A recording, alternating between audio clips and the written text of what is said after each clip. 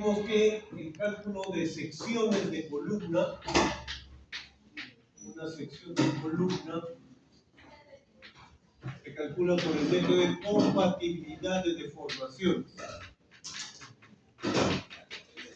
Y eso implica el diagrama de interacción.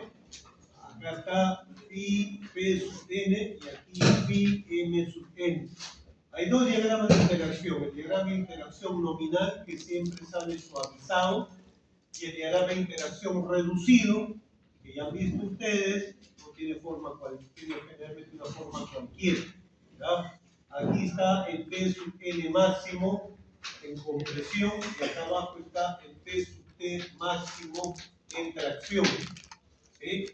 Recuerden también que del diagrama de momento nominal, que lo voy a poner en línea punteada, porque no es importante para el cálculo estructural, no es sí el reducido, el extremo, el punto más extremo es el punto balanceado. Balanceado. Recuerden que este punto balanceado se obtiene del diagrama de deformaciones. ¿Ya? Acá abajo está el E sub t, que debería ser puntos 021, E sub i, ¿no? Que para un acero de 4200 de fluencia sería punto 0021. Siempre aquí es punto 003. Así que este eje neutro es el eje neutro balanceado. Por semejanza de triángulos, conociendo esta posición, ya ustedes pueden encontrar ese C balanceado. Con ese C balanceado resuelven por el método de compatibilidad de deformaciones y van a encontrar este punto. ¿Sí? Entonces, cuando ustedes trazan acá tienen esta recta que tiene una pendiente que es la excentricidad, ¿no? La cotangente, o sea, la inversa de la pendiente sería la excentricidad. También eso hemos visto, ¿no? La excentricidad de la carga, porque aquí esto es consecuencia de fuerza axial y momento. ¿Ah? Entonces, el punto balanceado siempre es el que tiene el máximo momento flector nominal. No puede haber un momento más grande que ese. Es una forma de revisar que estos puntos estén bien hechos. ¿Sí? Bueno, todo lo que está por arriba es una falla en compresión. Y todo lo que está por abajo es una falla en tracción. También les dije que muchos ingenieros dicen que las columnas deben fallar por compresión, lo que significa que la combinación de cargas siempre debe caer arriba.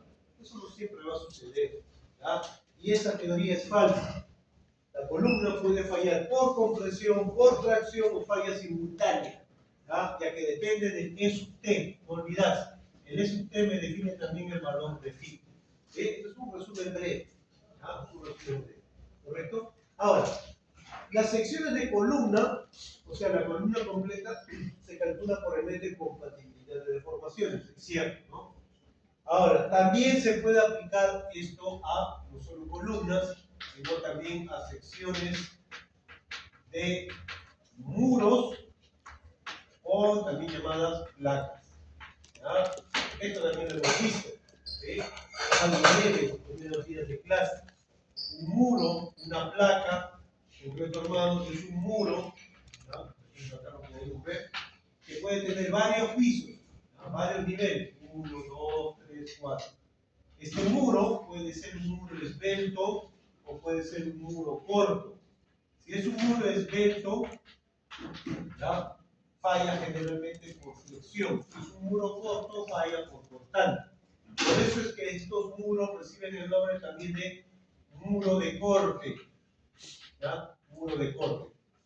Mi opinión, llamarle muro de corte implica pues que falla por corte, pero si el muro es esbelto va a terminar fallando por flexión. Así que ya no es llamado muro de corte. En mi caso, por ejemplo, cuando yo diseño estructuras, si los muros son cortos, ¿ya? Que generalmente ocurre en edificios pequeños o de gran área, pero cortos, yo les suelo llamar muro. Y cuando tengo ese efecto, les suelo llamar placa. ¿Ya? Ahora, la gran pregunta es, ¿cuándo una placa se puede considerar columna o una columna placa?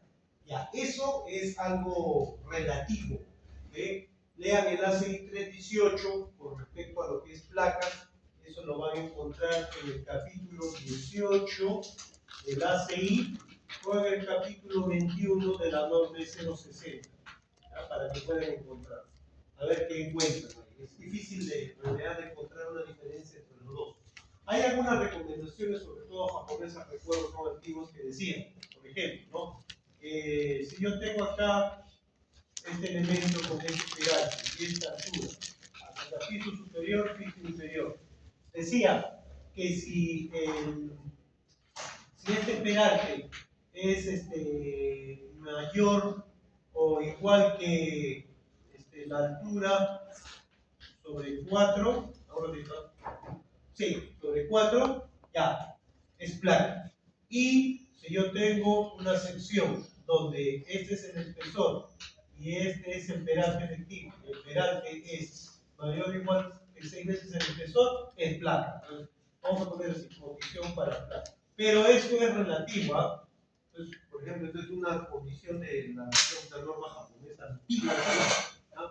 Aparecen en algunos libros de concreto armado, sobre todo aquí en el Perú más que nada, como el ingeniero Morales. Entonces son relaciones que usted puede considerar diciendo, bueno, cuando pasa de estas dimensiones ya muy largo, para mí va a ser una placa y por lo tanto lo calculo como tal. Ahora, ¿qué diferencia específica habrá entre columna y placa aparte del comportamiento, aparte de verse más ligado, más como columna? No solamente es el estribado y es el acero mínimo. Las columnas tienen un acero mínimo que es 1% al 8% en el A6, ¿se acuerdan que le dije, no?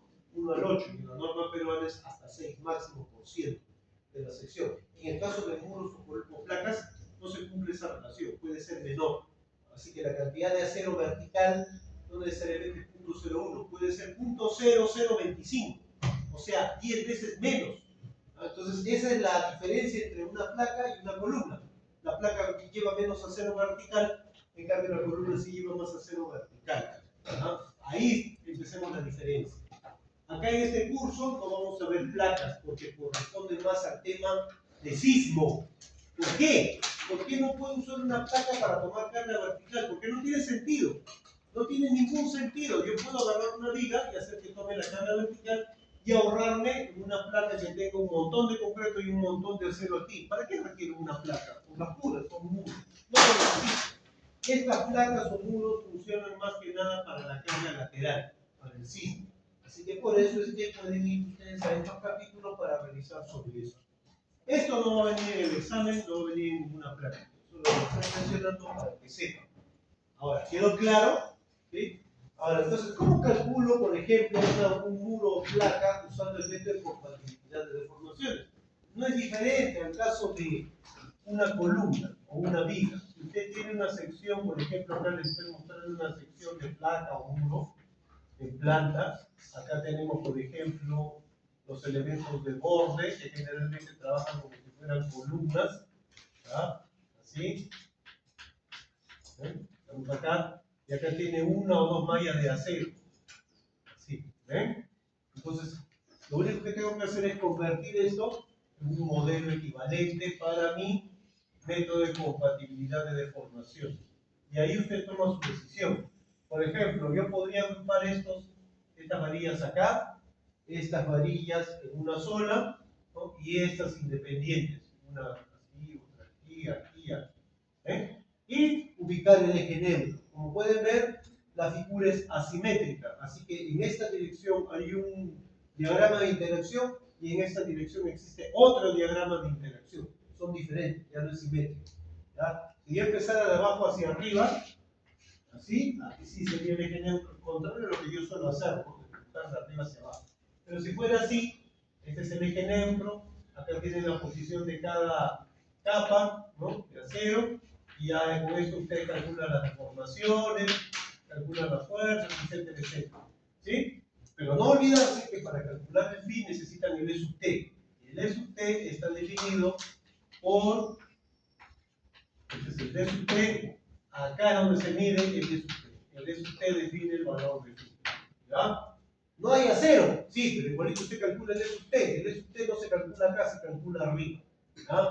De repente alguien me dirá, ingeniero, yo ya he probado y me he dado cuenta de que estar aquí y acá no hay mucha diferencia. Perfecto, aplíquelo así si usted gusta.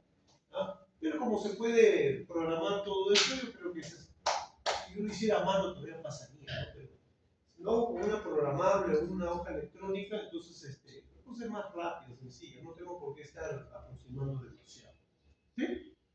¿Se entendió la idea? ¿Ya? Miren cómo se trabaja una placa de concreto armado. Se supone que acá está actuando el momento y por acá debe estar la fuerza. PU y MU. ¿Ves? Así que el cortante debe estar por acá. ¿No? Esta es la sección de una placa de un edificio. Igualito que en columnas se trabaja con el diagrama de interacción. Así que ya saben, el diagrama de interacción no sirve solamente para vigas, o para vigas muy perantadas o de sección cualquiera, sino hasta para columnas e inclusive placas o muros de concreto armado. ¿Ya? Para todo eso, sí, es bastante útil este método de compatibilidad de deformaciones. Espero haya quedado claro este resumen. No sé si hay alguna inquietud, alguna pregunta. ¿No? Bueno, ahora, acabado esto, ¿no? Respecto al cortante, ¿no? Respecto al cortante, en la próxima práctica, que es la práctica 6, que se tomará creo la siguiente semana, ya de hecho que va a venir sobre el diagrama de interacción de una columna, así que se les va a dar una sección de columna para que dibujen el diagrama de interacción. ¿Ya? Va a ser un cálculo. Ah, es esta, ¿no? La historia sería la 7. Ya sería esta semana que viene la subsiguiente. ¿No? ¿Cuándo dije que íbamos a ver dos? Sí, dijo, bro. Sí, dijo. Está grabado, bro. Puede estar grabado, como soy profesor, puedo hacer lo que quiero. En mi época, cuando era estudiante, yo tenía que estar al Tom y Tom de los profesores. ¿Ya? Yo sí confío en usted. Bueno, no, tiene que ser práctica de aula, ¿no? Eso sí. Ahora, en el examen va a venir similar a las prácticas que se han tomado. O sea, esta práctica, la práctica de ayer, la que se les ha dejado el trabajo, la que venga en la siguiente, es base para el examen final. No es que va a venir igualito, pero es la base. O sea, por ahí va a venir similar, ¿verdad? Ya antes del examen final yo les voy a decir qué es lo que va a venir, inclusive para el examen sustitutorio. ¿Sí? Muy bien. Entonces decía, ese es el diagrama de interacción. Ahora, ¿por qué menciono esto? Porque tenía ganas de hacer un problema de diagrama de interacción de una sección de columna, pero no es complicado. Así que yo les voy a dejar como ejercicio, no por práctica, sino para que practiquen. Dibujen el diagrama de interacción de esta columna que vimos en el ejemplo, 25 por 25, 4 varías de 5 octavos de pulgada. Calculen el diagrama de interacción, a ver, diviértanse haciendo esto. ¿Ah? Como tienen ya hojas electrónicas programables, háganlo y practiquen. Lo haría yo acá, pero yo creo que es mejor que lo hagan ustedes. Si tienen dudas, me preguntan. ¿Ah? Es mucho más sencillo. Practiquen con eso. Una de las cosas más sencillas que hay y les va a dar bastantes luces de cómo trabaja una columna, cuántos cosas. Se van a dar cuenta que por culpa de los momentos, esta cosa no aguanta mucho. Calculen la carga máxima, o sea, esto va a tener un diagrama de interacción así. ¿Verdad? Calculen acá esta máxima y van a ver que es enorme. Esta es la de tracción, ¿verdad? Y calculan, por ejemplo, este punto, dos puntos por acá, el momento puro, y listo, yo creo que con eso lo más podría ser. ¿Verdad? Si quieren calcular más puntos, están en la libertad de hacerlo para que puedan salir en bien dibujado. Pero recuerden que esta zona y esta zona son una incógnita, ¿verdad? No van a poder dibujarlo tan fácil. ¿Sí? Me refiero a lo que viene acá, a esto, ¿no? Mejor lo borro aquí, porque esto sí se puede encontrar. Eso, ¿no? Es difícil, no es fácil. Si alguien lo puede hacer, es buena hora. Es un poco difícil de atinar ahí para poder obtener puntitos. Muy difícil. Pero bueno, en todo caso lo grafican con su programa o a mano y ya tienen su diagrama de interacción. Ahora, vámonos al cortante. ¿Verdad? ¿Qué hacemos con el cortante? El cortante en columnas se calcula igualito que en vigas. No hay diferencia. ¿Verdad? O sea, en vigas teníamos, si el cortante último, ¿cómo era en vigas? ¿No? Teníamos así, ¿no? Teníamos acá 0.5 de phi BC, teníamos acá phi BC, y teníamos aquí el límite que era 5 phi BC, que era phi B sub C más... ahora sí lo pongo. más 1.1 creo, ¿no? IBC, bueno, vamos a ir ahorita rápido nomás, ¿no? Hasta título 22, ¿no? Para recordar, de pasada a recordar, acá está.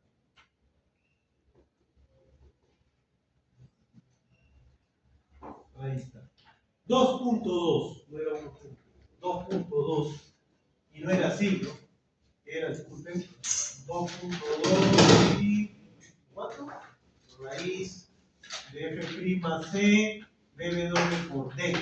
Que yo convertí esto en 4 veces phi B sub C, ¿no? Más asumiendo que este es 0.53 de raíz de F'C, sería 5 veces phi B sub C.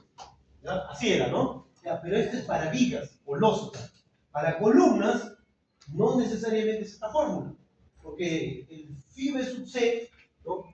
Se calcula, si bien es cierto, con esta fórmula sencillita del 0.53, pero para columnas, recuerden que hay una fórmula, acá está el 0.53.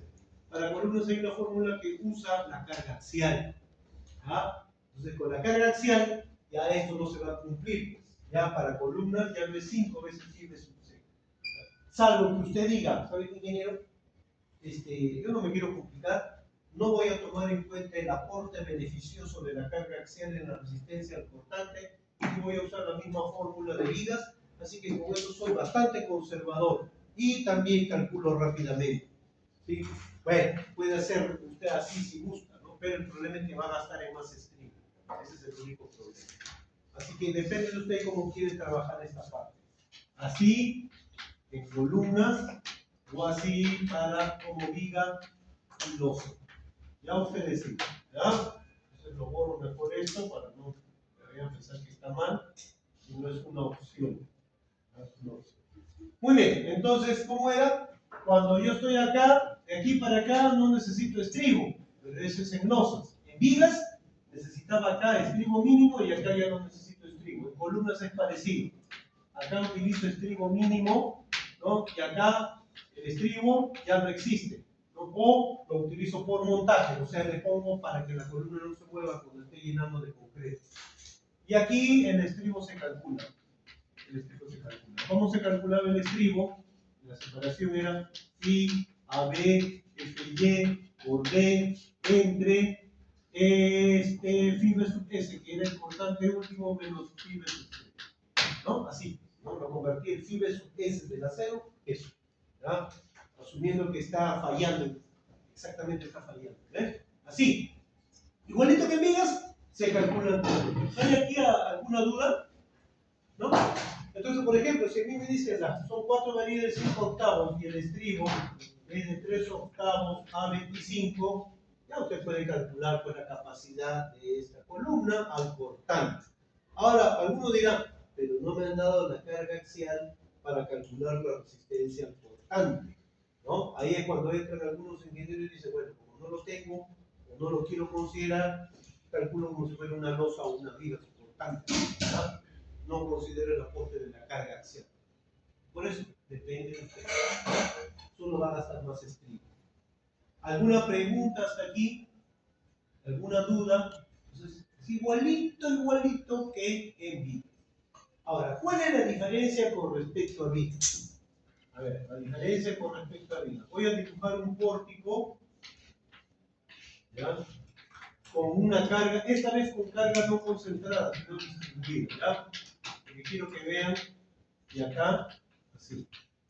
Ya está. Recuerden que en este ejemplo siempre lo ponía con carga concentrada, ahora carga distribuida. ¿Cómo es el diagrama de fuerzas de corte? El diagrama de fuerzas de corte lo voy a dibujar con amarillo. El diagrama de fuerzas de corte es así. Así es el diagrama de fuerzas de corte. ¿Ya? Y aquí el diagrama de fuerzas de corte es así. ¿Ven? Allá a la derecha, el diagrama de fuerzas de corte es así. Ya está, nada más. Diagrama de fuerzas de corte, diagrama de fuerzas de corte. Quiero ver el diagrama de momento flector. Estamos hablando de estribo. No tendría por qué ver el diagrama de momento flector, pero lo voy a dibujar solo para que vean. ¿Verdad? ¿Cómo sería el diagrama de momento flector? Así sería. ¿Verdad? esa es la forma que sale. El otro, creo que recuerdan cómo es cuando carga lateral, sería así el diagrama de momento fluctuador. Y aquí es similar, solamente que aquí es variable, por lo que esto es constante es la fuerza, la carga distributiva, no, el diagrama de corte no es así. El diagrama de corte no es así, es variable. Es variable, ahora sí. Por eso prefiero dibujar con carga concentrada sin constante, pero ya no importa. ¿No? Ahí está. Y acá el diagrama de momento vector sería así. ¿Ven? Bueno, la cuestión es la siguiente. Observen el diagrama de cortes. Para carga vertical es constante. ¿Ya? Si fuera una carga concentrada, seguiría siendo constante en la columna. Cuando la carga es variable, aquí va a ser variable esto. Pero cuando la carga es concentrada, el diagrama de fuerzas de corte es uniforme. ¿Y en qué caso la fuerza es concentrada en un pórtico, no distribuida? El sismo, por ejemplo. Cuando se sacude aquí la base del edificio, es como si usted aplicara una fuerza horizontal acá en el diafragma, acá arriba. Es equivalente. Así que el diagrama de fuerzas de corte de la columna es constante. Entonces, dense cuenta, debido a la carga vertical, el diagrama de corte de la columna, constante. Debido a la carga lateral, constante. Constante más constante, constante siempre. ¿Se dan cuenta? No es como en vigas, que el diagrama de cortes era diagonal, ¿sí o no? No, en columnas es constante. Entonces eso explica por qué cuando usted ve columnas antiguas, edificios antiguos, usted ve un estribo y todos los estribos están al mismo espaciamiento. ¿Por qué? Porque los cortes son constantes. Es más, los cortantes en este edificio, en cualquier edificio nuevo, siempre son constantes. Pero actualmente los estribos ya no se colocan a igual distancia. Se colocan más concentrados en los extremos y más abiertos en el centro. Ahora uno se pregunta, pero si es constante, ¿por qué el estribo está así? Como si fuera una viga, no como si fuera esto, ¿no? ¿Por qué? Porque las columnas que están sometidas a sismo son diferentes a las columnas comunes y corrientes, donde, como ven, ¿ya? El estribo se coloca a igual distancia de todos los altos de la columna. ¿Cuál es su diferencia? Su diferencia está acá. ¿Ya? Justo vamos a mostrar. Bueno, acá está. Columnas. Acá está. Columnas, condiciones para sismo. Ahí están las condiciones sísmicas para columnas. Nuevamente, como en vigas, vamos a ver solo la parte teórica, nada más, ¿verdad? Para que sepan. Y otra vez, estoy usando la norma E060 del año 89, ¿verdad? Porque es la primera vez que salió un artículo específico sobre sismo.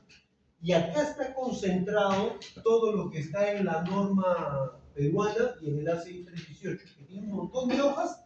Acá está todo concentrado. Por eso que me gusta esto, porque uno lo ve y a rapidito entiende cómo funciona por sismo una columna. Se tienen que cumplir todas estas condiciones que ven aquí. Por ejemplo, ¿no? La resistencia del concreto, 210. El acero, 4200. Esto es lo más interesante. El ancho mínimo de las columnas debe ser 25.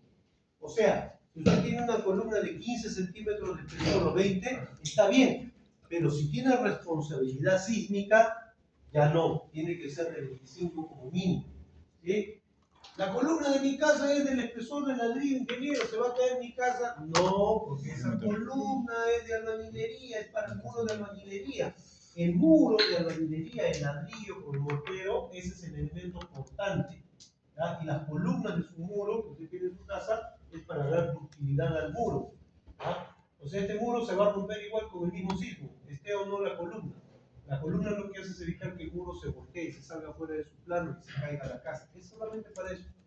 Así que esas columnas no necesitan cumplir esta condición. En el ACI 318 esto ya cambió. Ahora ponen a 30 centímetros para un caso, no recuerdo cuál, y en otros permiten 25. La norma peruana sigue usando 25. ¿Ya? Por si acaso. La relación de la dimensión menor, ¿ya? a la dimensión mayor, ¿eh? De la menor a la mayor no será menor que 0.4, o sea 2.5 veces. Quiere decir que el largo de la columna no puede ser más de 2.5 veces el ancho. Eso me hace pensar en esto, ¿no? En esto, ¿no? Yo creo que Acá, esto, ¿no? Yo creo que esa sería una buena forma de medir, ¿no? Si ya no tengo una columna, tengo una placa. ¿Sí? Tengo una mejor resolución. ¿Verdad? Bueno, sigamos leyendo. Ahí está. La cuantía de refuerzo longitudinal no será menor que el 1% ni mayor que el 6%. ¿Ven? Esto todavía se mantiene en la norma actual. Cuando la cuantía exceda del 4%, los planos deberán incluir detallado constructivo. ¿Lo ven? Ahí está. Ahí está, pues.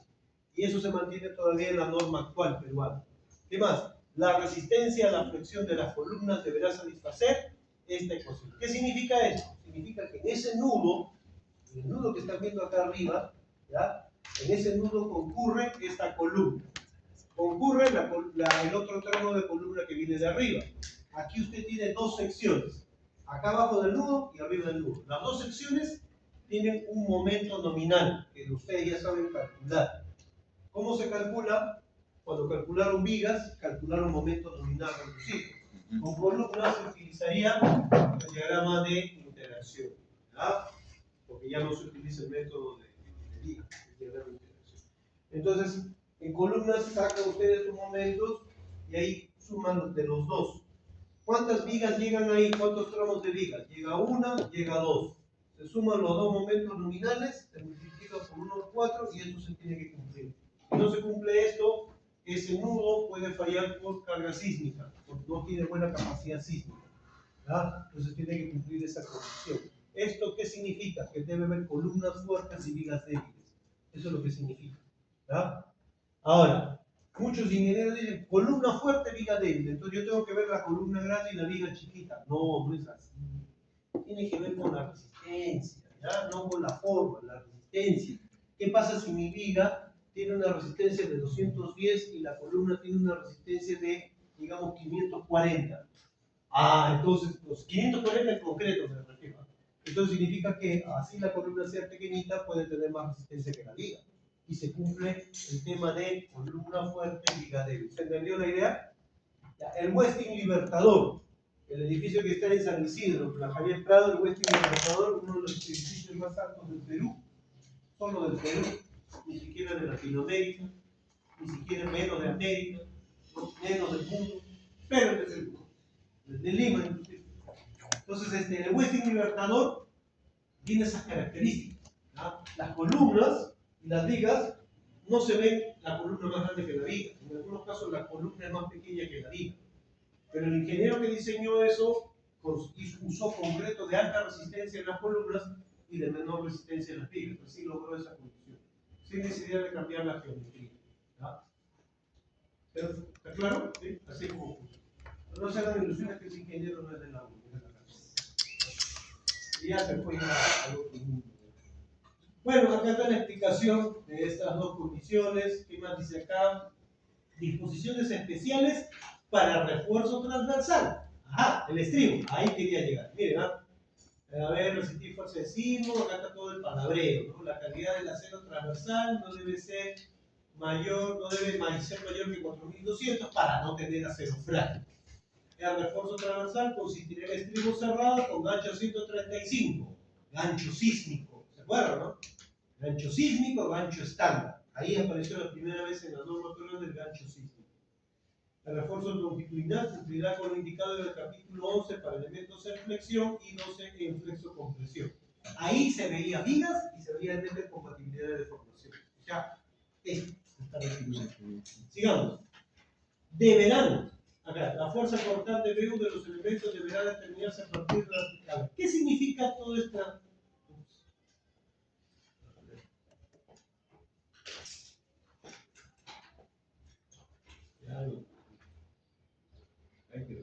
Ya, ¿qué significa esta parte? Si quieren leerlo, pero la cuestión es esta. A ver, yo creo que mejor, para ser más claro, me voy a vigas.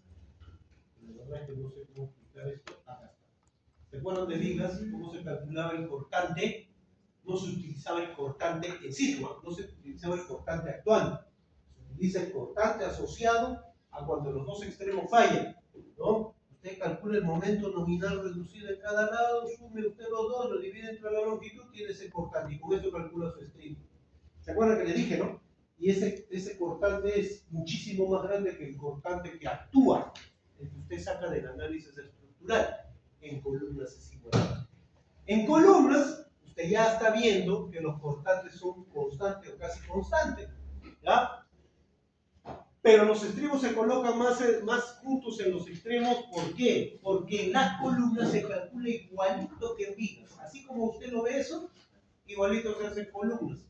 En columnas, así que, por lo tanto, usted también calcula el cortante asociado a la falla de la columna en los extremos por flexión, y con ese cortante usted calcula su estribado.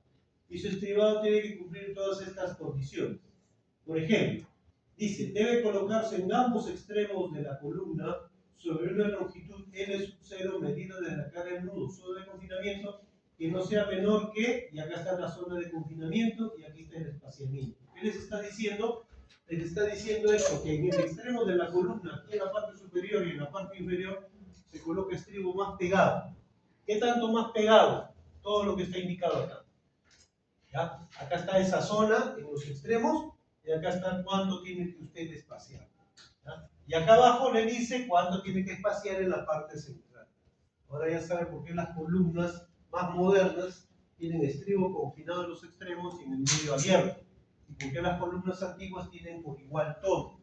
¿Por qué tienen por igual todo las columnas antiguas? Porque con esto lo han calculado. Y las más modernas los han calculado con el cálculo por capacidad, considerando que fallaron los extremos de la columna. ¿Se entendió la idea? ¿Está claro? Así que ustedes leyendo todo esto ya pueden conocer sobre diseño sísmico. Estas son las bases. ¿Ah? Por eso es que les estoy mostrando aquí. Por eso lo he compartido, por eso les he puesto esto, ¿verdad? Para que lo puedan leer, porque de repente no todos llevan el curso de concreto armado 2. Lamentablemente vivimos en un país sísmico, así que tienen que conocer sobre esto. Esto debería ser parte del curso de concreto armado 1, pero como pueden ver, se han dado cuenta, no va a alcanzar el tiempo, ¿no? Concreto armado 2, en algunos han pensado que debería ser ya obligatorio, pero está un poco difícil. No todos van a ser estructurales. El trabajo neto de un ingeniero civil es más que nada construcción, gestión. En segundo lugar, más que ser estructural, ¿no? Pero bueno, así que por eso les he pasado eso. Me parece un resumen muy bueno, ¿no? Yo cuando estudié acá en la universidad, con esto uno rapidito entendía sobre diseño sísmico. Muy rápido. Por eso es que repito lo he puesto. No es porque es de los 80, está de moda los 80, no, justo coincide con eso. Muy bien. Listo. Ahora, la gran pregunta es, ¿cómo calculo el momento nominal? En una viga, el momento nominal yo lo calculo con la ecuación de la estática, ¿no? O utilizo el método de compatibilidad de deformaciones. Pero en columnas, ¿cómo calculo yo el momento nominal? Miren, sale un diagrama. Eso es lo que quiero que se den cuenta. En una viga, agarro una sección de viga y puedo calcular el momento nominal. Ese momento nominal reducido está asociado cuando la carga axial es cero. ¿Sí o no? Hay un momento nominal. Pero acá miren cuántos hay. Este puntito tiene acá, tiene aquí, tiene acá, tiene aquí, tiene un montón de momentos nominales reducidos. ¿Cuál de todos usa? ¿Cómo se hace? Lo único que hace usted es agarra la carga axial última de su columna, la que usted sacó por metrado de cargas, análisis estructural, y con esa carga axial viene acá, dispara contra el diagrama de interacción, proyecta hacia abajo y listo. Bingo, ahí tiene momento nominal reducido. ¿Vio? Entonces, acá en la sección de arriba y en la sección de abajo ya tiene su diagrama de interacción. Lee usted la carga axial ahí arriba, ya tiene su momento nominal reducido. Lee usted la carga axial abajo, que es más alta, tiene usted su otro momento nominal reducido. Usted tiene los dos, arriba y abajo, y con ese arriba y abajo hace lo mismo que vimos en el caso de vigas. Ahí está. Hace esto. ¿Ven? Reemplaza ahí, ¿ya? Reemplaza eso aquí y acá, divide entre N, tiene el cortante y calcula su estribo. ¿Lo vieron? ¿Está claro? ¿No? No es muy complicado, ¿no? Ahora, si ustedes se ponen a pensar, aquí, esta carga última, que yo saqué de mi análisis estructural para calcular este momento y calcular por cortante, no es el único. Hay varias combinaciones de cargas y ninguna se desprecia. ¿Se acuerdan que les dije, no? Todas se colocan acá. Todas las cargas últimas se colocan aquí. Ahora, ingeniero, hay un montón de cuales tomo. Lamentablemente, tiene que usted tomar todas y con todas calcular y usar el peor caso. El que me arroje estribos en mayor cantidad, ese es el que manda. ¿Entendió la idea? ¿Ya? Ahora un ingeniero civil no hace ese tipo de cosas. Pues, ¿no? Yo soy un matemático lo haría. Pero soy solo un ingeniero civil. Un triste ingeniero civil. ¿No? Entonces, ¿qué hace un ingeniero civil? Agarra, observa y dice cuál es el peor caso. El peor caso es cuando estos dos momentos sean grandes. Y para que esos dos momentos sean grandes, momento grande, carga axial grande. No, porque si la carga axial es grande, mírenme el momento, chiquito. ¿Qué me conviene? Que la carga axial sea pequeña. ¿Lo vieron? Entonces utilizo de las combinaciones de más pequeño veo y encuentro los momentos nominales más grandes. Y eso es lo que reemplazo. Y sigo todavía, como soy pensando, soy un triste ingeniero civil, no me complico la vida, ¿no? Agarro el momento de arriba, el momento nominal de arriba y digo que el de abajo es igualito. ¿Y acá? No me compliqué. ¿Puedo hacer eso? Claro, porque usted es un ingeniero civil, ¿no? Por eso, si fuera matemático no haría eso, o un industrial, o un mecánico, no puede hacer todo eso, ¿ya? Porque son aproximaciones, es criterio. ¿Sí? Es criterio. Puede hacer. No sé, ¿está claro la idea? Esa explicación del cortante que se obtiene a través del sismo está, en este caso, acá. Ahí lo van a ver. Ahí está el diagrama de interacción que vimos, ¿no? Y acá. Esta es una copia del libro de Blanco Blasco, que es el que diseñó el Westing Libertador que les dije. Ahí está, ese es. ¿No? Y ahí pueden ver cómo utiliza el diagrama de interacción, inclusive calcula para cada dirección, y en cada dirección, con la carga axial última, calcula acá el momento nominal que obtiene el diagrama de interacción y con eso calcula, verifica y calcula por cortante también.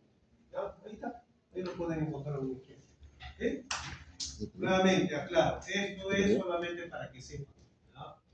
No es porque vamos a calcular nada de esto, es para que sepan que existen estas cosas.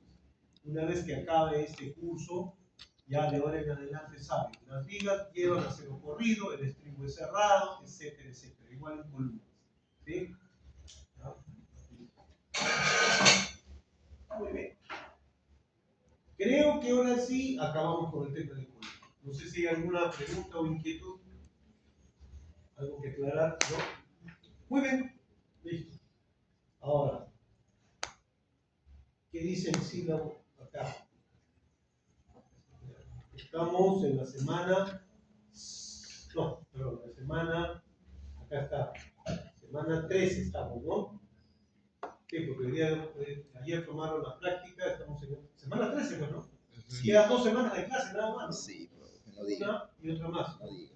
Y de ahí viene el final, y supongo tienen que aprobar, ¿no? Y de ahí ya no regresar. Espero no vaya. Si se jalen el curso, no se desesperen, las cosas pasan por algo. Por algo siempre pasan las cosas, no se sienta mal tampoco. ¿Ya? La cosa es que eso no sea seguido. O sea, si seguido me puedo jalar en diferentes cursos es que en algo ando mal.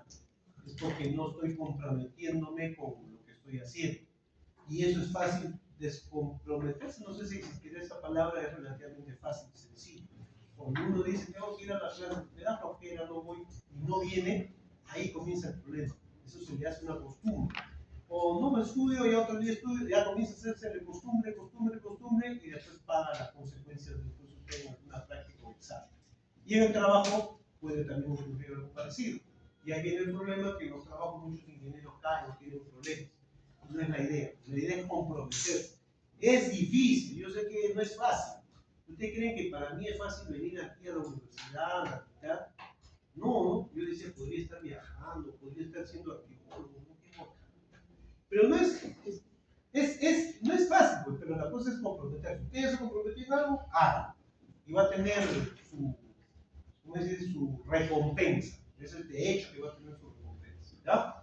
Entonces, en el peor caso que se jale, que espero no sea así, y si es así, el próximo ciclo pues no veré, no hay ningún problema, acá no hay problema, usted viene con más ímpetu, ya, a clases, mejor todavía. Le cuento una anécdota, creo que no sé si les conté. Hay un curso que se llama una programación digital, no sé si se sigue llamando así, programación, ya.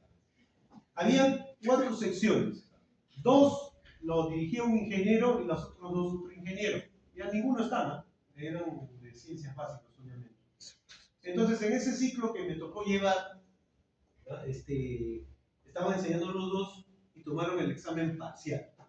Y el examen, y en esa época, pues no era por internet, publicaba. Entonces, eran prácticas que eran ir al centro de cómputo, donde no había computadoras individuales, ir al centro de cómputo, practicar, la registraban su práctica y ya está. ¿No? Eso era todo su nota de práctica. La mayoría sacaba ahí 10, ¿no? Mínima nota. Así era de sinvergüenza, porque eso, ni siquiera 11, no sé. Entonces, dieron el examen parcial, ¿ya? Y salió la lista. Éramos 4 secciones, unos 40 alumnos por cada uno, 160. Ahora, ¿por qué eran tantos alumnos? Porque había manejado siempre. Y en esta época pues salió, justo me encontré con eso y salió el examen parcial, yo estaba ahí.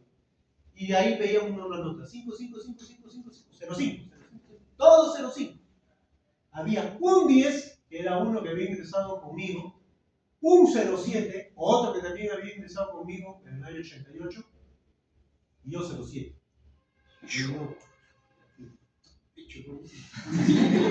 5, 5, 5, o sea, estamos hablando de 160 menos 3 personas, estamos hablando de 157,05.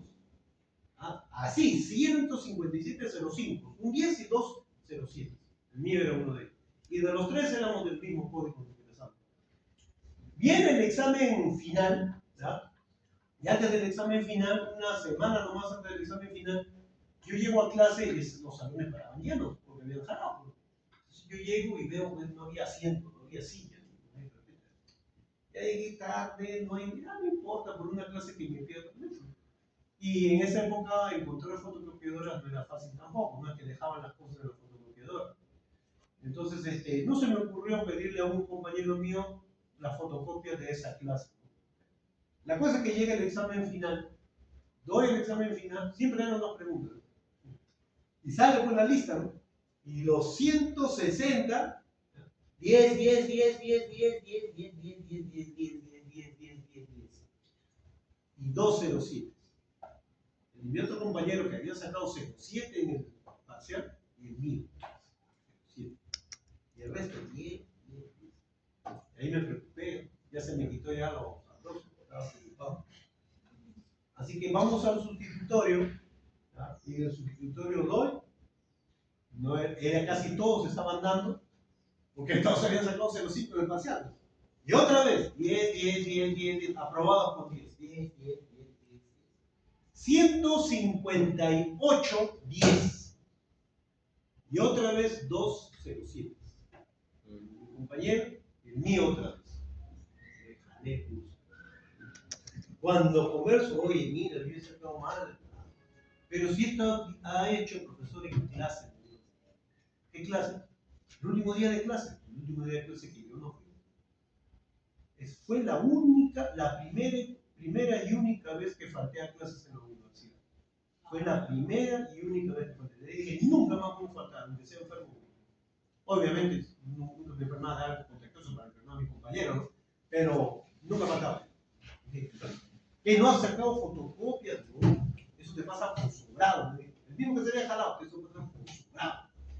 Estaba renegando conmigo y yo renegaba conmigo mismo. ¿Y por qué estábamos renegando? Porque él estaba hablando con el profesor de la otra sección donde él estudiaba, ingeniero, que mire, yo saqué mi 07, yo también hice lo mismo con el profesor. Y a él le dijo, no, no, no, y se fue el profesor. Y a mí también me dijo lo mismo, como para hacer reclamo. Pues.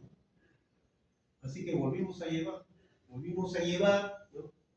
Y esta vez sí lo llevé ya con más ganas, ya. Me sentaba primero, preguntaba, hice cuaderno, o sea, asistí como, vine como si nunca hubiera escuchado clase. O sea, no es que vine como ya llevé, no, como nuevo. Mi otro compañero también hizo parecido. Así que nos veían seguir anotando, preguntando, afanosos, viendo a practicar, resolviendo problemas. No me acuerdo cuánto sacó él y qué nota sacó cuando llegó la segunda vez, pero mi nota cuando hice el examen parcial fue 18. Y en el examen final creo que hice 16, creo que no, 17 era el sustitutorio y con eso aprobé el curso. Así que como me gustó programar, ¿no? Ahí como me gustó, cuando llevé el curso de resistencia de materiales 2, yo hice un programa para calcular vigas. Así que yo dibujaba mis diagramas de fuerza de corte, momento productor más rápido que el resto. Cuando llevé el curso de análisis estructural 1, había un método, no sé si les enseño todavía el método de Cross. Todo eso lo programé. Inclusive unos muchachos de la Ricardo Palma venían a que les ayuden acá, me encontraron, les comenté lo que tenía y les pasé el programa. Me invitaron a comer y todo. Eso me gané, porque mi programa estaba bien hechicito, porque con eso yo resolvía rápido y sacaba buenas notas en resistencia en materiales 2 y en análisis estructural 1 también, buenas notas sacaba, siempre salía rápido del examen. Llevé análisis estructural 2 con el doctor Escalén, y ahí se usa el método de rigideces, y se utiliza pues programable, computador. Así que ya con eso de programación, agarré un programa y en todas las prácticas del doctor Escalén salí con buena nota y salía rápido. ¿Por qué? Porque todo lo resolvía. ¿No? Así me sirvió. Terminé la universidad y para hacer mi tesis usé mi mismo programa, para trabajar usé el mismo programa. Después me comenzó a gustar más programación, me compré mi computadora, en esa época era un poco complicado, llegué a comprarme una computadora que me sirvió también en la maestría y me dediqué a hacer programas de ingeniería y también a programar en lenguajes electrónicos, inclusive llegué a programar en Linux. En otro sistema operativo llegué a programar, me metí a foros de programación del extranjero y me confundieron con un programador. Me querían contratar como programador, pero no conocía sobre base de datos, solo lo básico. Y así fue. Hice un programa para calcular, por ejemplo, fuerzas de sismo, espectro de respuesta. Un ingeniero me lo compró para usarlo él. Ya no sirve porque es como la norma antigua. Y así, mis hojas electrónicas con las cuales trabajo también las he programado. Así que una memoria de cálculo que un ingeniero tiene que escribir, diagramar, dibujar, yo lo saco así, porque es una hoja electrónica donde solo lleno algunos datos y se llena toda la hoja. Mis hojas electrónicas para calcular estas cosas, todo está hecho, solamente ingreso datos, me dibuja, el diagrama de interacción, me verifica todo lo hace. Y es por eso que algunas veces cuando veo una norma me olvido y tengo que volverla a leer, porque yo tengo programado todo. Losas, escaleras, columnas, placas, en concreto, acero, madera, bambú, todo. Y gracias a eso. Gracias a que me jalé.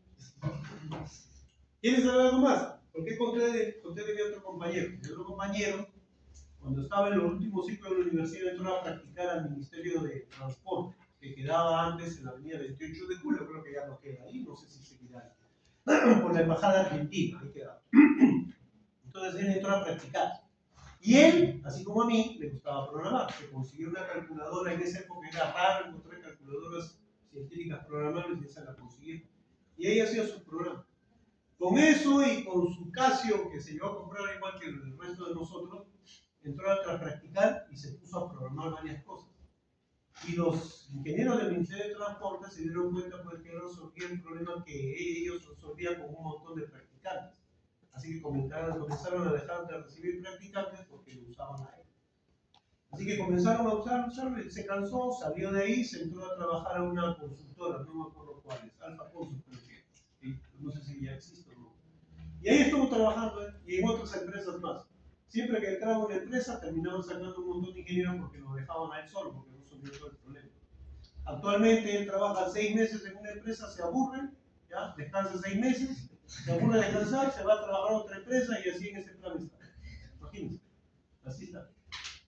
¿Y todo por qué?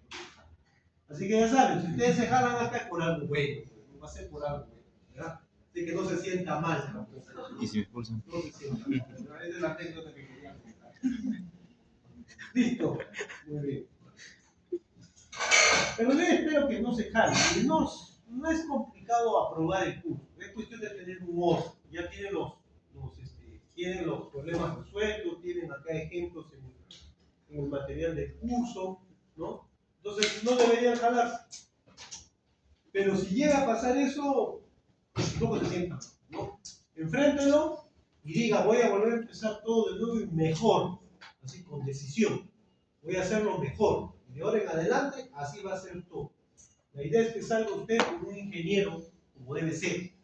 No que esté aprobando todo con 10, 10, 10, 10, 10. Si 0 es nada, 20 es perfecto, 10 es medio. Entonces supongo que ninguno quiere ser un ingeniero de medio, un ingeniero mediocre, un ingeniero común y corriente. Esa es la mejor forma de hacer quedar bien a la universidad. El prestigio de la uni se da a través de los alumnos y los egresados y los que trabajamos fuera, que hemos estudiado acá. No es que con la uni lo máximo. Yo lo que hago con eso de que la uni lo máximo es la ITECA chica de basura, ahí no alcanzo de ¿no? Porque el prestigio lo hacemos con los trabajos que desarrollamos y cómo nos comportamos también. ¿Ya? No olvidarse de esas cosas. Sí, me jalé programación digital y el otro curso que me jalé fue el doctor Ibáñez a la y ahí me dijeron, ¿probaste el mecánico en fluido 2? Y ahí te vas a jalar.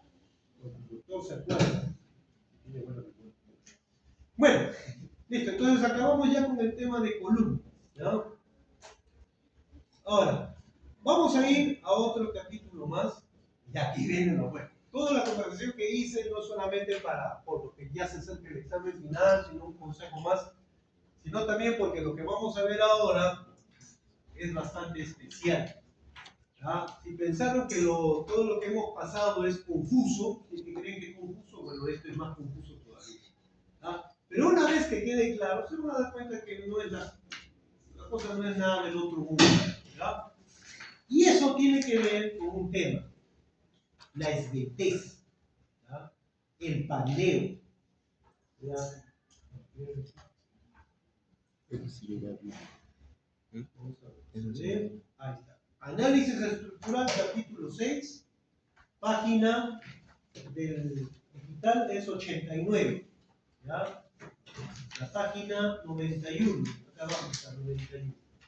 Artículos aplicables a cálculo por estabilidad de columnas. A las 2-3 semanas que iniciamos clases aquí, ustedes estaban entusiasmados, ¿no?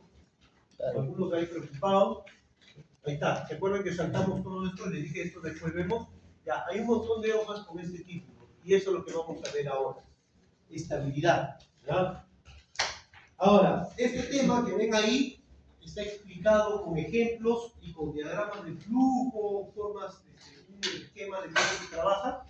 Está todo explicado aquí. La verdad es que no hay un libro en el que encuentre que esté tan completo como esto.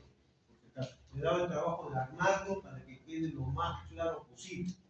¿Ya? La primera vez que lo presenté a los alumnos estuvo un poco enredoso y de acuerdo a eso lo he ido mejorando.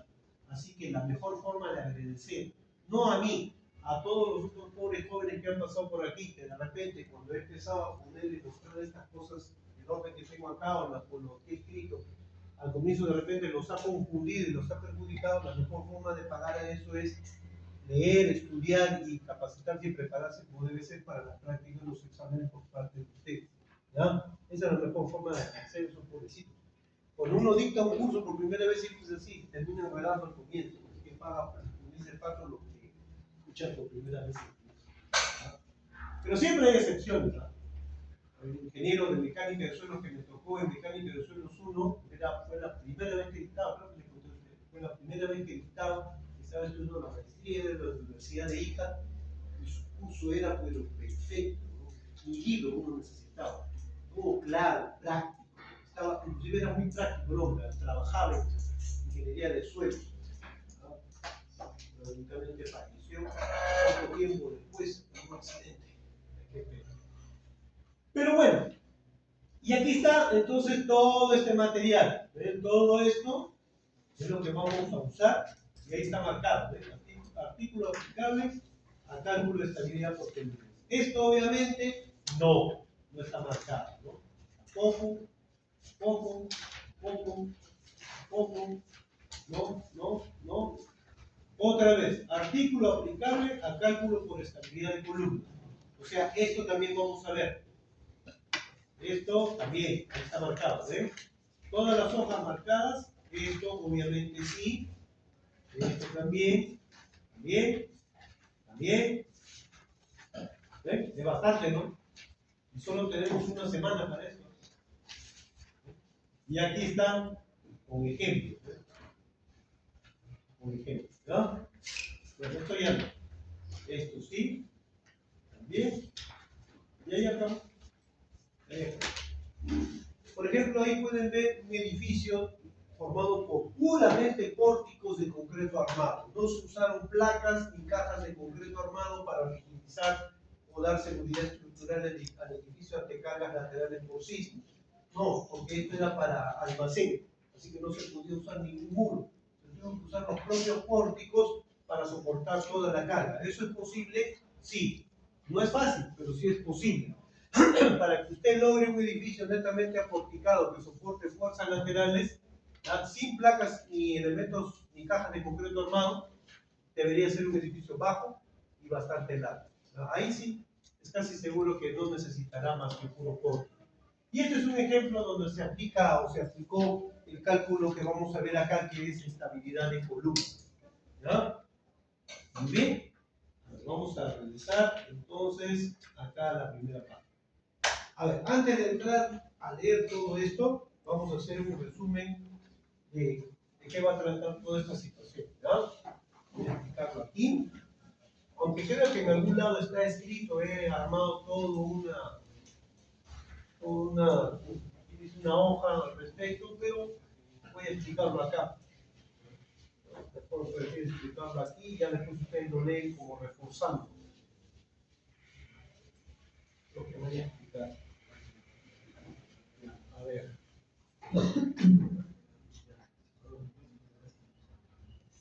Ya. A ver. Ya. Ya está. A ver. Veamos. Hemos visto que la seguridad estructural se basa en la resistencia, la estabilidad y el servicio.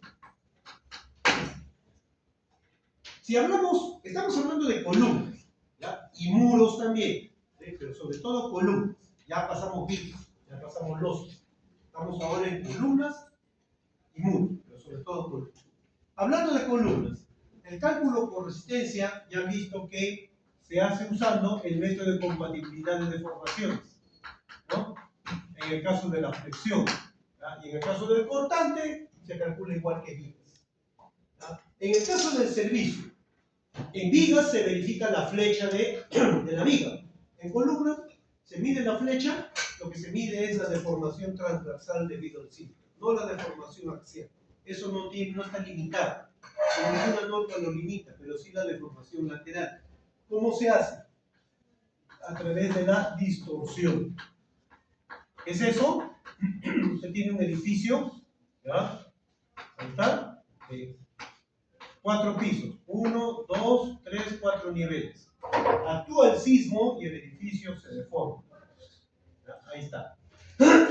En este segundo nivel, en este segundo entrepiso, mido esta deformación que le vamos a llamar D2 y esta sería la deformación D1. La flecha mejor acá. En este entrepiso, en el segundo, ¿ya? ¿Cuánto vale el desplazamiento relativo de ese segundo piso? El desplazamiento absoluto es este arriba y este desplazamiento abajo, ¿ya? Pero el desplazamiento relativo, o sea, asumiendo que yo estoy aquí parado, ¿no? Y veo el techo moverse, yo sé que yo me muevo también, ¿no? Esto se mueve también, pero para mí, yo no me estoy moviendo y arriba sí se mueve, ¿ya? Eso es el desplazamiento relativo. Y eso se calcula así, simplemente restando estos dos. Desplazamiento relativo. ¿Ya? La distorsión, ¿cómo se calcula? Con esto, la distorsión se calcula así. El desplazamiento relativo entre la altura del entrepiso. O sea, en este triángulo, usted mide en pocas palabras la tangente de este ángulo, que sería este desplazamiento, la diferencia de los dos entre la altura total. Esa es la distorsión. Esta distorsión para el concreto armado debe ser menor o igual que 0.007. ¿Según quién? Según la norma de diseño sismo resistente. Así que un edificio, cuando usted lo modela, usted lo calcula el edificio completo, todos los entrepisos tienen que tener una distorsión menor o igual que este valor. No puede ser mayor que esto. Si no, estaría fallando por servicio. ¿Se entendió la idea? Sí. ¿Está claro? Sí. Muy bien. Vamos a seguir hablando, ya que hablé sobre el sismo, voy a seguir hablando un poquito más para después no volverlo a mencionar. ¿Ya? Permítame un ratito. ¿Ya? La norma E030 me indica cómo obtener la fuerza de sismo. La fuerza de sismo en realidad actúa en la base del edificio. ¿Ya? Ahí está, el espectro, ¿no?, del movimiento sísmico. ¿Ya? Implica un movimiento de la base. ¿Sí? Este movimiento de la base para los ingenieros no nos sirve, necesitamos números con cuál trabajar. Así que este movimiento en la base, que implica también el movimiento del edificio por inercia, por eso es que el sismo es una fuerza inercial. ¿Ya? Ya. Este movimiento se expresa como si fuera una fuerza en la base. Esta fuerza en la base se traduce en una especie de fuerzas laterales en cada nivel del edificio. ¿Ya? Fuerzas laterales. ¿Está claro hasta acá? Así es como trabaja la norma E030. Esta fuerza en la base o portante en la base se puede calcular con una fórmula que en el curso de sismoresistencia enseñan a reducir, y cuya fórmula es la siguiente: Z, U, S, C, por P entre R. Z es el factor de zona, depende de en qué zona está. Aquí en la costa esto es más grande, en la zona de selva esto es más pequeño, porque en la costa la fuerza del sismo es más grande.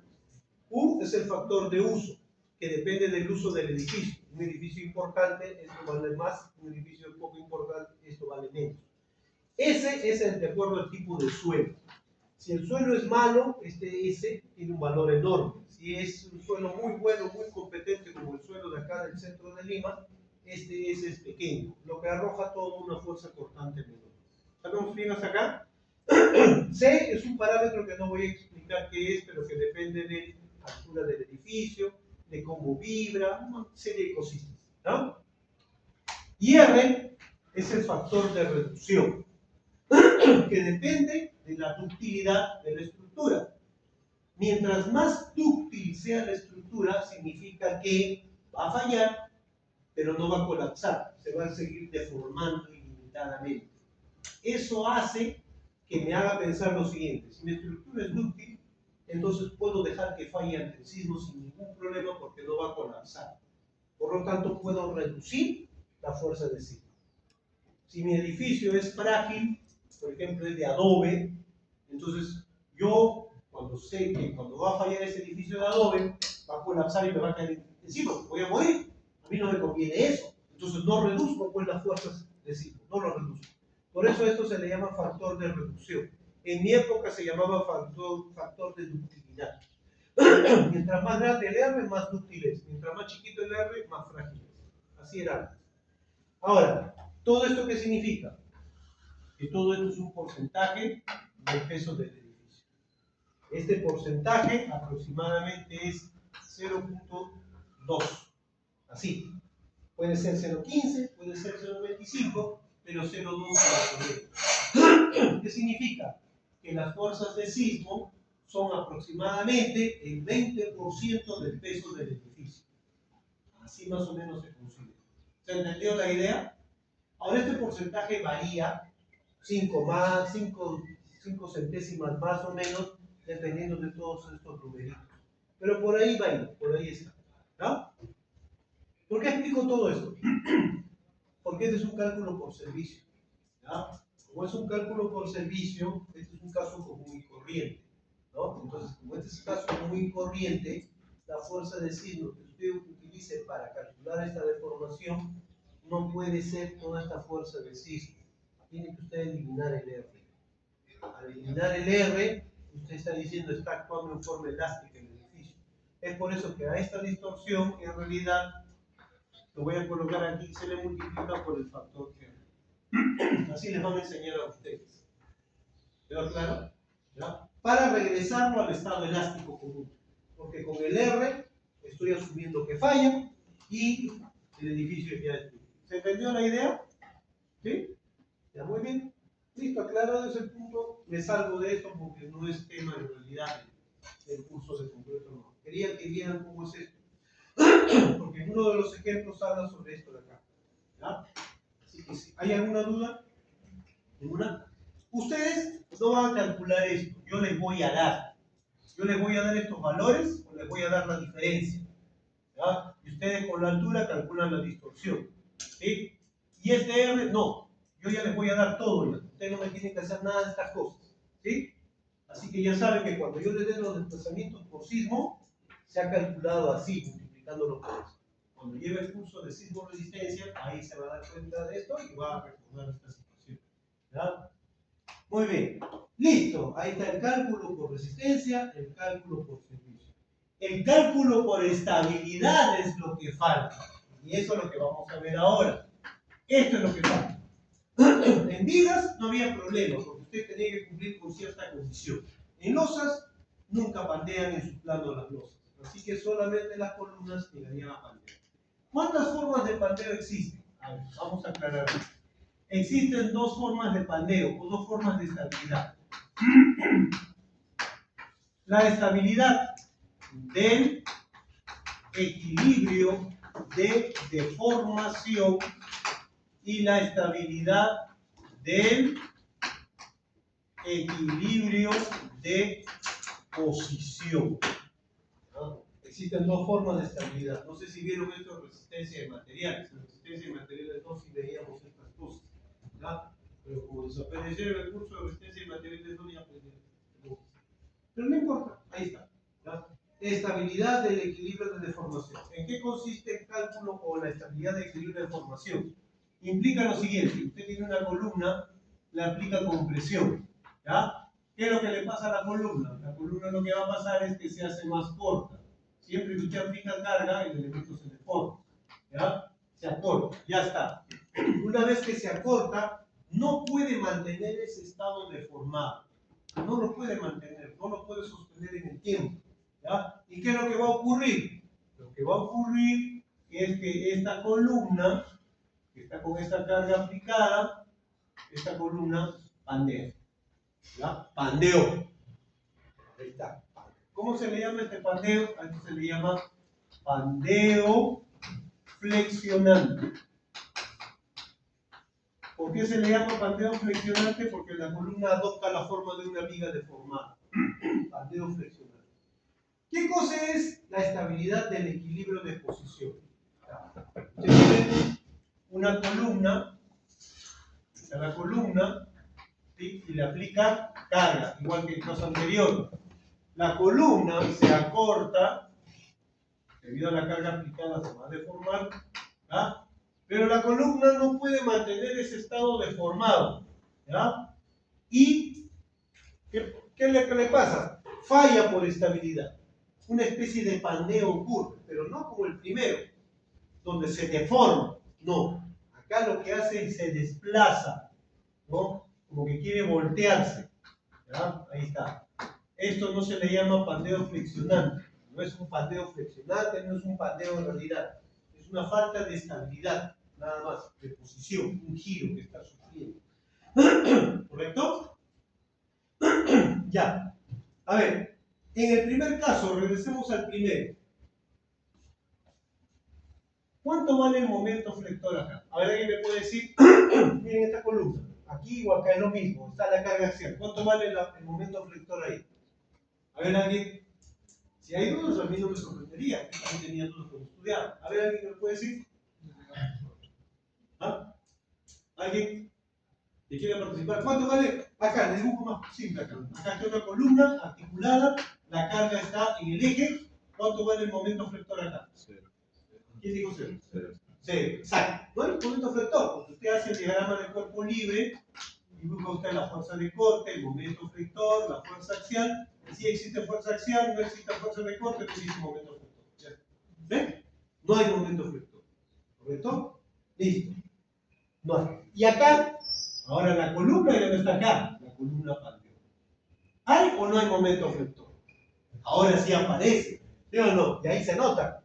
Si usted hace un corte acá, mire, ¿ven? Hay un momento flector. Entonces aquí hay un momento, apareció un momento. Y aquí abajo también, debido a este desplazamiento delta, aquí también hay un momento. ¿Ya? Por eso es que a estos fenómenos que ven aquí, a esto se le llama efecto P delta. En algunos libros me encuentran bajo ese nombre, efecto P delta. Este efecto P delta, ¿ya?, no se puede estudiar más que cuando está deformado el elemento, porque aquí así como está no lo encontraron en el momento. Pero una vez que está deformado, ahora sí lo encontraron, ¿no? Lo tuve que dibujar para encontrarlo. Ya, eso, ¿qué cosa es? Esto significa que estamos ante un análisis estructural lineal de segundo orden. Porque el de primer orden, ¿se acuerdan? Las deformaciones son despreciables, no afectan a las ecuaciones. Ahora sí afectó. ¿Ven? Ahora sí el desplazamiento ya me está mostrando que hay un momento. Eso es un análisis estructural de segundo orden. ¿Está bien? Para efectuar un análisis estructural de segundo orden, qué facilito, ingeniero. Entonces, ya lo vi. ¿Dónde está lo complicado? Lo complicado está en cuánto vale este delta. ¿Usted sabe? ¿No? ¿Cómo sabemos cuánto vale? Usted dirá de repente, pero a mí me enseñaron pandeo de columnas, el método de Euler, ¿no? Está bien, me enseñaron pandeo de columnas en el curso de resistencia y materiales, pero me enseñaron a calcular este desplazamiento. No, no lo han enseñado. Pues. Si usted va a un libro de resistencia de materiales, ahí de repente puede encontrar cómo calcular el desplazamiento. Y no es fácil, no es fácil. Y menos en este caso tampoco, no es fácil. ¿Ya? Entonces hace que el análisis estructural sea complicado. Está complicado que no se ve en ningún curso del pregrado, ni siquiera en el posgrado. Así que usted si quiere aprender tiene que leer sobre el tema, buscar algún programa, leer el manual y aprender a hacer su análisis lineal de segundo orden. ¿Se entendió? Entonces, para resolver mi análisis lineal de segundo orden, mi efecto P delta, o sea, este tipo de problemas donde aparece un momento, ¿no?, que antes no existía, ya tengo dos salidas. Usar un programa especial, un programa o una rutina que haga un análisis estructural lineal de segundo orden. Cuando yo estudiaba acá no había programas así. ¿Ya? Cuando yo ya estaba enseñando aquí en los primeros años de este siglo, del 2000, 2000 y algo, había uno que otro programa, pero no era fácil de encontrar. Actualmente el ETAPS, el SAP 2000 y otros programas más como el Robot, etcétera, etcétera, todos esos programas ahora hacen un análisis lineal de segundo orden. Inclusive algunos hacen hasta el no lineal de segundo orden.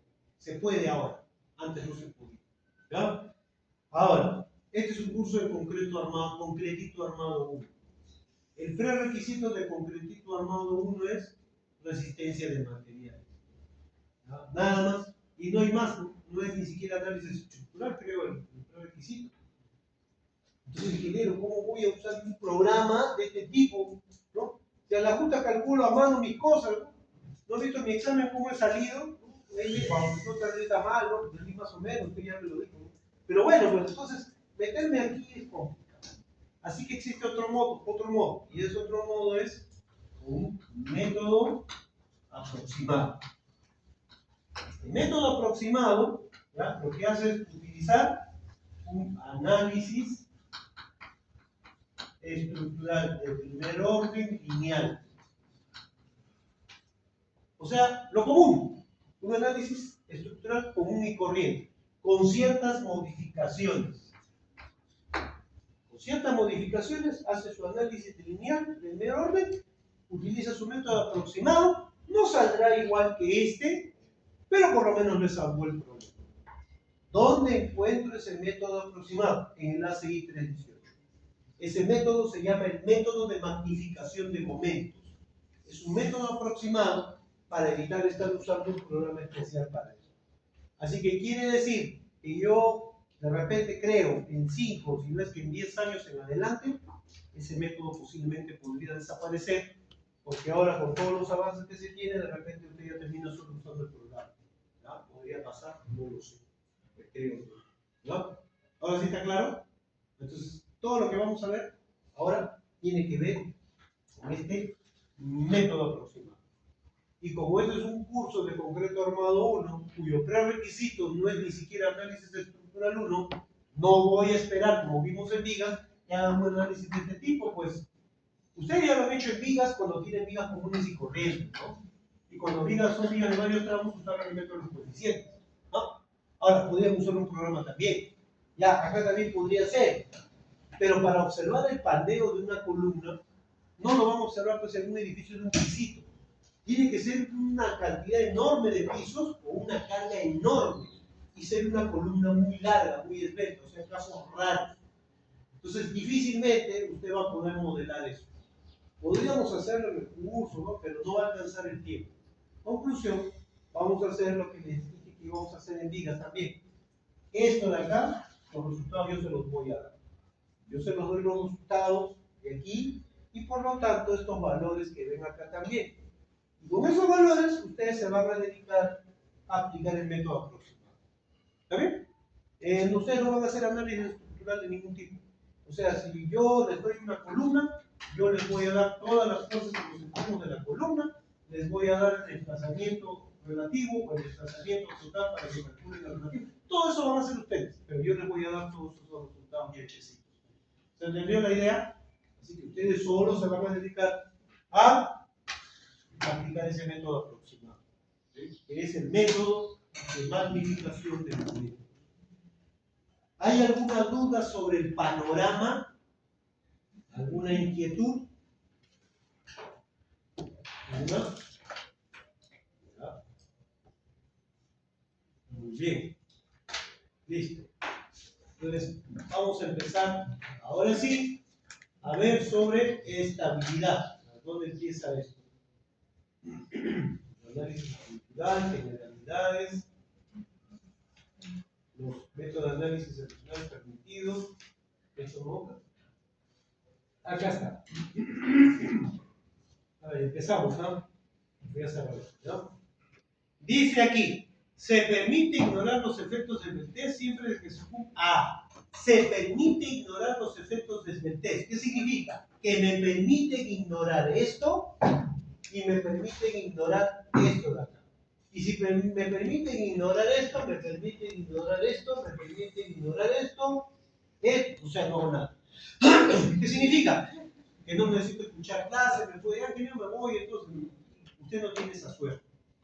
Yo voy a buscar un problema en el cual no va a poder esquivar esto de acá, ¿no? Usted tiene que cruzar sus deditos para que yo me equivoque, ¿no? Y dé valores que cumplan con estas condiciones y usted diga, a ver, ingeniero, cumple estas condiciones, no tengo que revisar nada de estabilidad, nada, ahí acabó todo.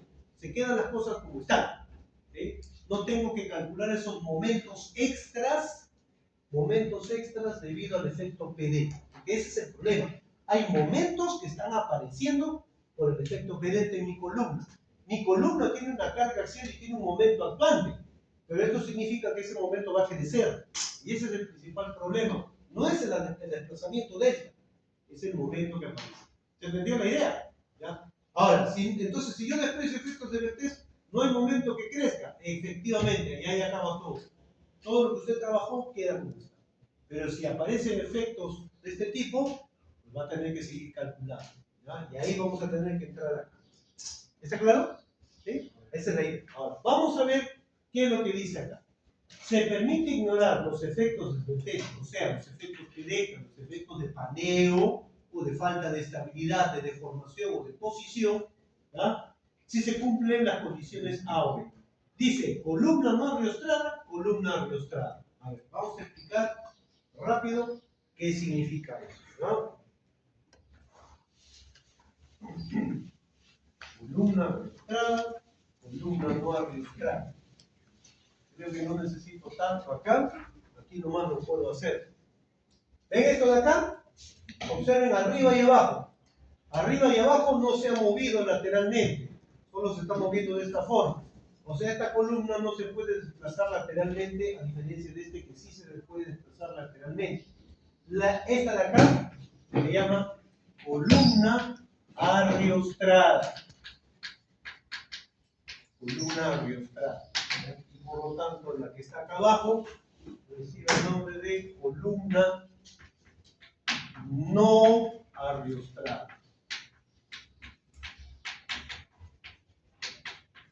¿Sí?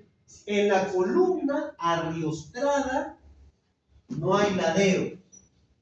No ladeo. En la columna no arriostrada existe ladeo. Existe ladeo. ¿Ya? Ejemplo de una columna arriostrada. También tenemos un pórtico y le coloco aquí un apoyo. ¿Ven?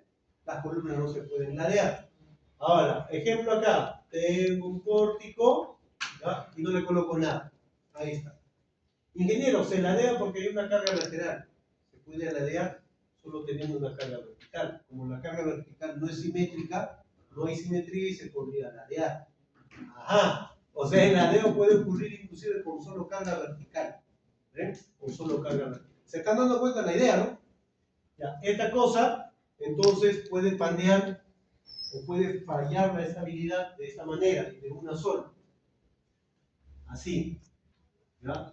Y este de acá puede fallar así. ¿Ven? Así se puede ladear. Solo por la carga vertical. ¿Ven? Es más, si yo sigo pensando un poquito más, en esas columnas hay carga axial. ¿No? Y si hay carga axial en estas columnas, ¿qué impide que pueda ocurrir esto? Que también puedan pandear. ¿Ven? Conclusión. Las columnas arriostradas no se ladean, tienen un solo tipo de pandeo o falla de estabilidad. En cambio, las columnas no arriostradas que se ladean tienen dos posibilidades. El pandeo, como en el caso anterior, el pandeo flexionante y el pandeo por carga lateral, por desplazamiento lateral. ¿Está bien? Ya, a esto le vamos a llamar pandeo local. Así le vamos a llamar. Y a este le vamos a llamar pandeo global. Así. Pandeo local, pandeo global. ¿Ah? ¿Y de qué me sirve todo esto? A ver, ¿de qué me sirve? Recordad, el momento extra que va a aparecer. O sea, quiere decir que este método aproximado trabaja con estas dos posibilidades. ¿Sí? Y en cada una de estas posibilidades me va a mostrar ese momento aumentado. A eso se le llama, lo voy a anotar acá, momento magnificado. Magnificado. Momento magnificado.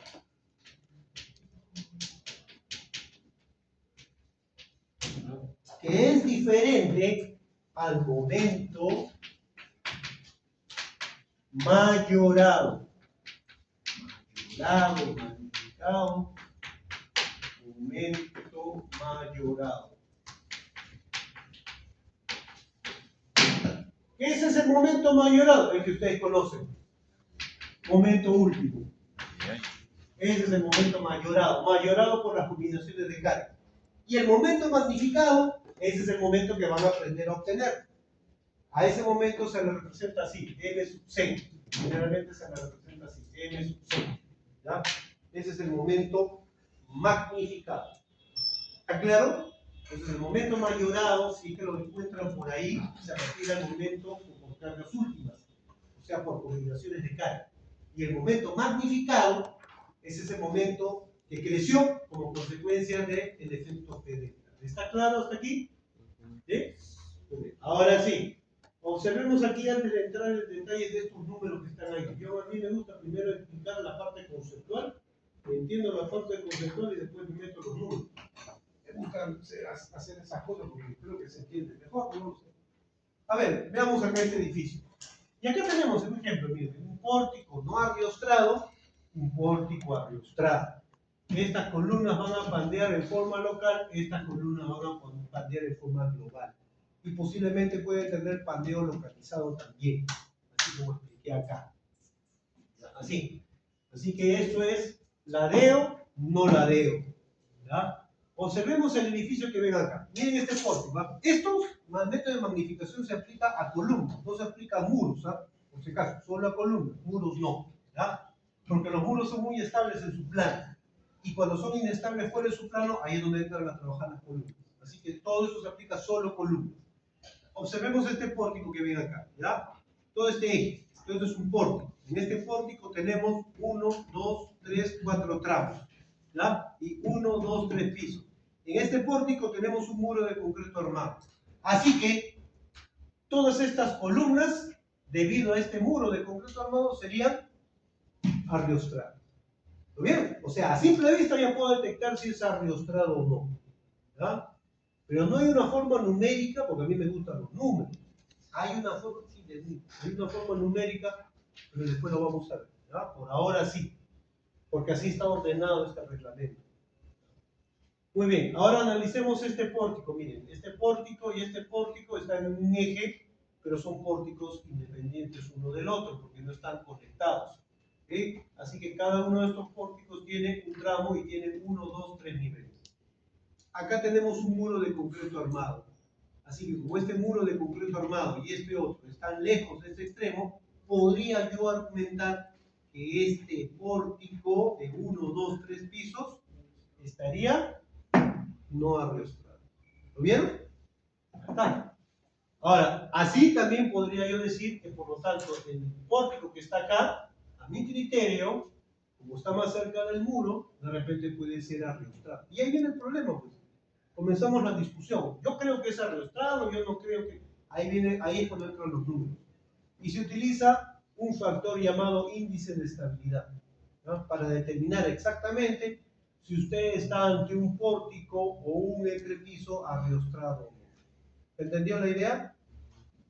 Ahora, el hecho de que un pórtico pueda ser no arriostrado como este, no implica que el primer piso también no sea arriostrado. Claro, porque está en el primer piso, la base es rígida, el desplazamiento es pequeño, aquí arriba el desplazamiento es más grande. De repente me doy con la sorpresa de que todo este pórtico que pensaba era no arriostrado, termina arriostrado en el primer piso y el segundo y tercero como no arriostrado. Podría pasar también. Otra vez, ahí es donde entra a tallar ese índice de estabilidad que vamos a aprender a calcular. Con ese número yo ya sé exactamente tú y tú, o tú y tú, son realmente o columnas no arriostradas o columnas arriostradas. ¿Está clara la idea? Como todavía no hemos visto ese índice, ya mi cabeza está no arriostrado. Ahora, veamos acá.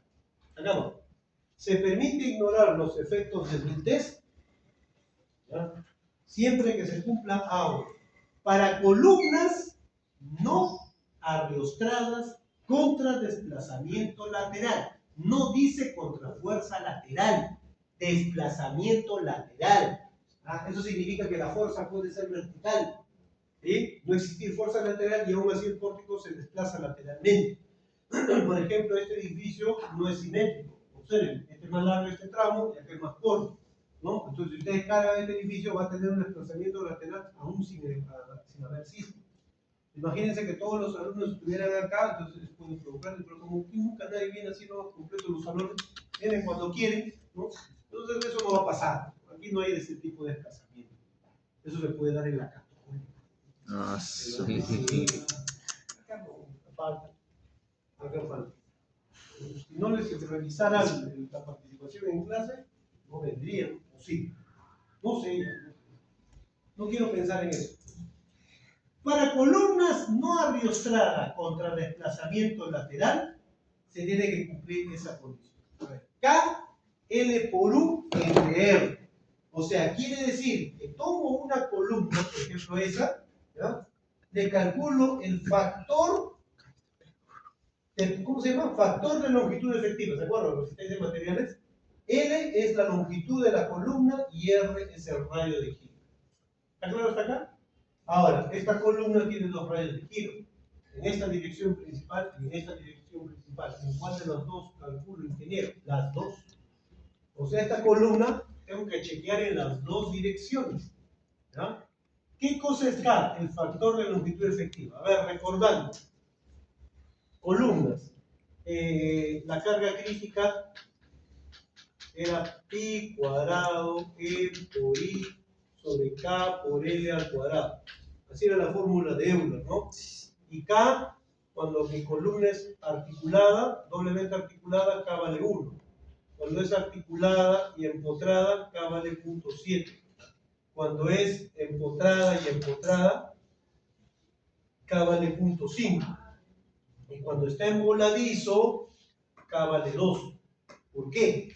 Porque aquí el 100% de la columna pandea, aquí el 70% de la columna pandea hasta el punto de inflexión, y aquí el 50% y aquí el doble de la columna. Si ustedes proyectan hacia abajo, van a ver ahí la columna biarticulada que estaba acá y que tiene el doble de longitud de la inicial. Por eso es que K vale 2. Eso es lo que encontró Euler, ¿no? Por esta tontería se hizo famoso. Bueno, ahí está, ¿ven? El factor de longitud efectiva. O sea, quiere decir, ingeniero, que esta columna, ¿no? Yo tengo viga arriba, viga abajo, y yo puedo asumir que esa empotrada arriba y empotrada K vale 0.5. Pero alguien otro podría decir, ingeniero, estamos acá, bueno, acá no se puede, pero acá, digamos, está la zapata. Y para mí la zapata es más rígida que la viga, ingeniero. Por lo tanto, abajo es empotrada y arriba es articulada. ¿Ven? Hay una discusión entre uno y otro. ¿Habrá alguna forma de calcular este factor de longitud efectiva? Sí lo hay. Hay una tabla, y voy a adelantarla acá para que lo vean, porque solo lo vamos a ver y ya ustedes aprenderán a usar. Ahí está la tabla, ¿ya? De cómo calcular este factor de longitud efectiva, y aquí aparece la misma tabla. ¿En qué consiste este cálculo? Les voy a explicar en qué consiste. Ya después ustedes lo estudian por su cuenta. Considero el aporte de las vigas y las columnas que concurren al nudo de arriba, ¿ya? Calculo los momentos de inercia arriba, los momentos de inercia abajo. Con la longitud de cada tramo calculo lo que se llama una especie de rigidez. Sumo esos numeritos y ese es el psi sub A que ven acá y el psi sub B que ven abajo. Unen esos dos y cuando intersecten aquí, aquí tienen el factor de longitud efectiva. Acá tienen para pórtico arreostrado, para pórtico no arreostrado. Todo ese trabajo, ingeniero, y no puedo usar esto. También si quiere usted usar esto de ahí, o si quiere usted usa estas cartas de alineamiento, así se llaman. ¿Ya? Ahora, no me gustan las cartas de alineamiento, no hay una formulita, y hay fórmulas.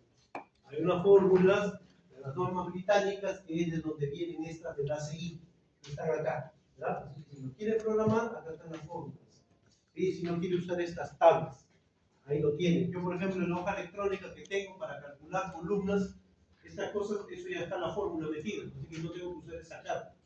¿Ya? Por si acaso. Y acá está un ejemplo. Ahí hay un ejemplo para que lo vean. ¿Ya? Ahora, ¿qué hacemos los ingenieros estructurales en general?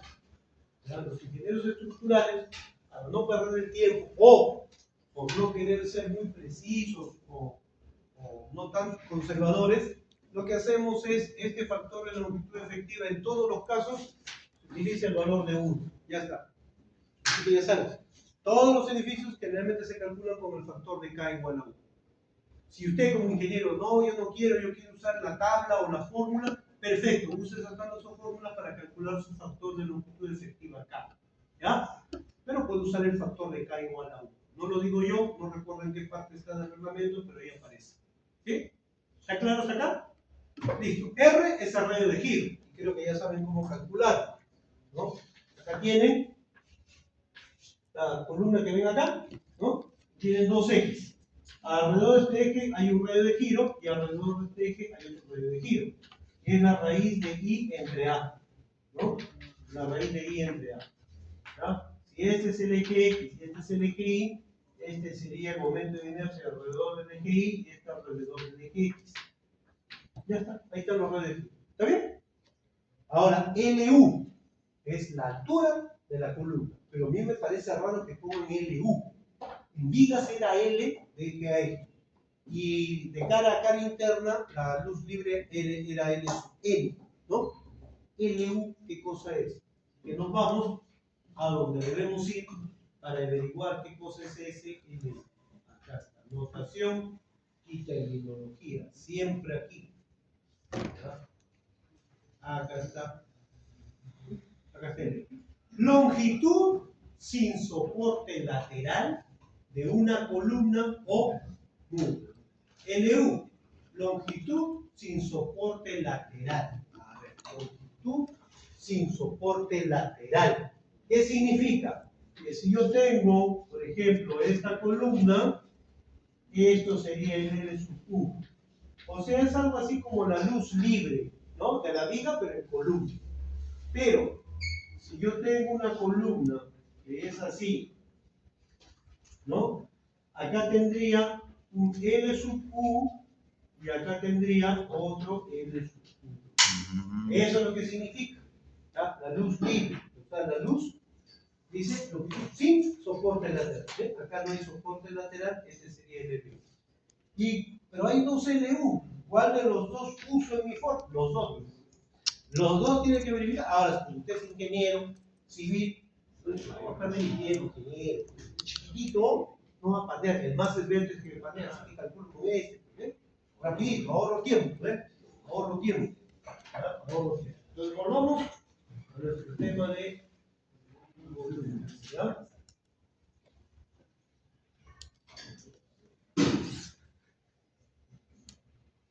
Acá está, ¿no?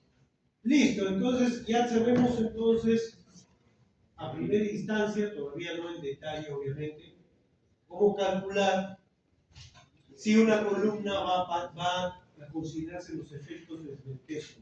¿Ya?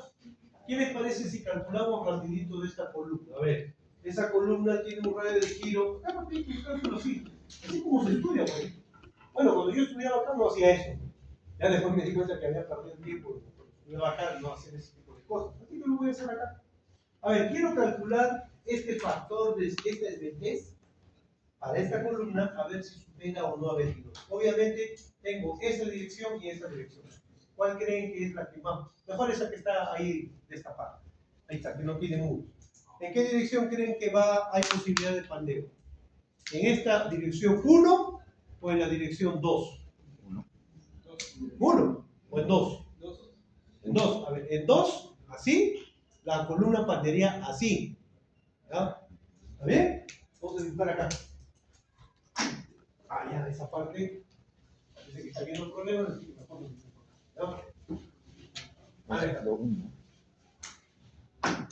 Yo tengo acá la columna. ¿Bien? Así. Ya. Hay dos formas de pandeo. Esta de acá, así, le vamos a llamar eje X. Y esta, que es esta de acá, que sea el eje Y. ¿Cómo veo el pandeo en el eje X? Haga de cuenta que el eje X es una barra soldada o pegada a la columna y usted la retuerce. Si usted tuerce, ¿qué es lo que va a observar? Esto. Ese es el pandeo en X. ¿Verdad? El pandeo en X. Y el pandeo en X implica en esta dirección. Y si es en esta dirección, significa que este es el momento de inercia o el radio de giro que usted necesita. En el eje Y, yo lo tuerzo alrededor del eje Y, ¿ya? Lo tuerzo mentalmente, vería este tipo de deformación, así. ¿Ya? Si es así, tenemos entonces pandeo en Y, ¿ya? Y eso significa que la sección está aquí, ¿ya? Y está actuando en esta dirección. Así que necesito este momento de inercia y este radio de giro. Ahora sí, otra vez. ¿En cuál dirección creen que esta es más propensa a esta columna a pandear? ¿Hacia allá? ¿Dirección 1 o dirección 2? A ver. ¿Hacia acá o hacia acá? Imagínense, si yo lo tuerzo acá, así, la columna va a pandear de esta manera. Tiene un momento de inercia más chiquito, ¿no? Y acá tiene un momento de inercia más grande. ¿Se dieron cuenta? Así que la posibilidad de pandeo es así. ¿Se comprendió? ¿Están de acuerdo o alguien no está de acuerdo? Si alguien no está de acuerdo, diga, para que si no de repente no he entendido, normal, vuelvo a explicar mejor, con más detalle. ¿Está claro? Ya, entonces, para allá. Entonces, vamos a calcular de esta columna, ¿cuánto medirá? 30 por 60 debe medir. ¿Ya? Necesito este radio de giro. Sería la raíz de el momento de inercia. Sería B por H al cubo sobre 12. ¿ya? Entre el área, 30 por 60. Ya está. ¿Cuánto vale este radio de giro, por favor? A ver un poco. 35, 5, 30, En centímetros.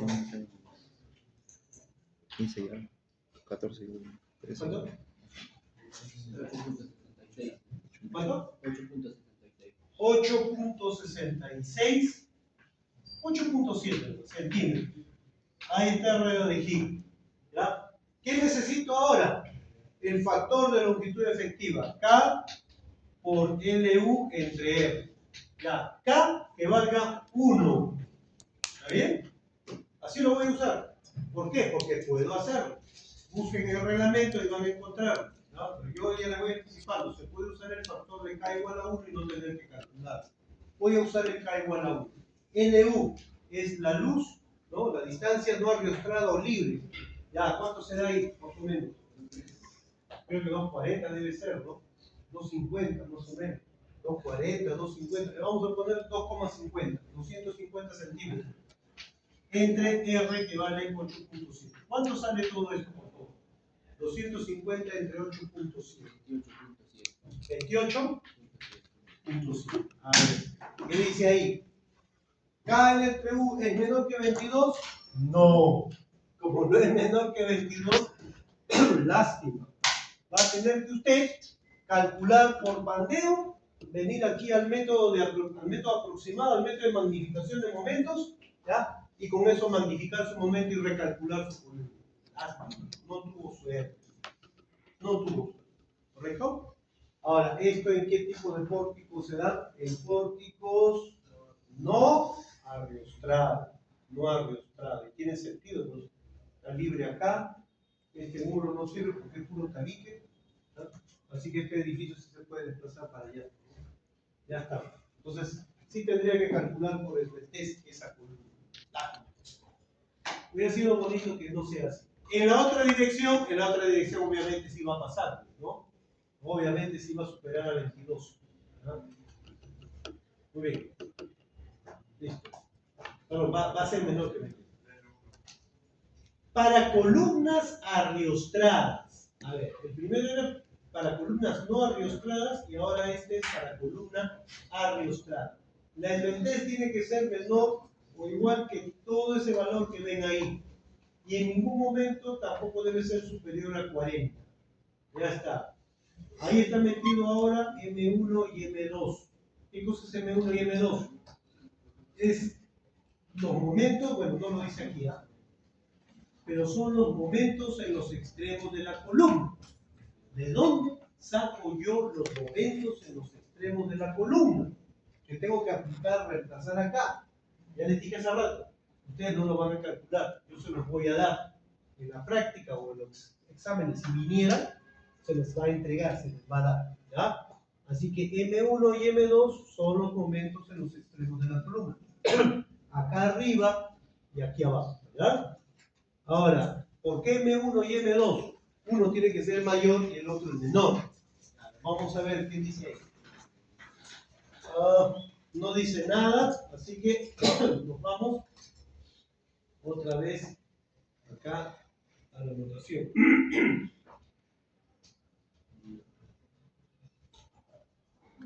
Acá está. Acá está. M1, el menor momento mayorado.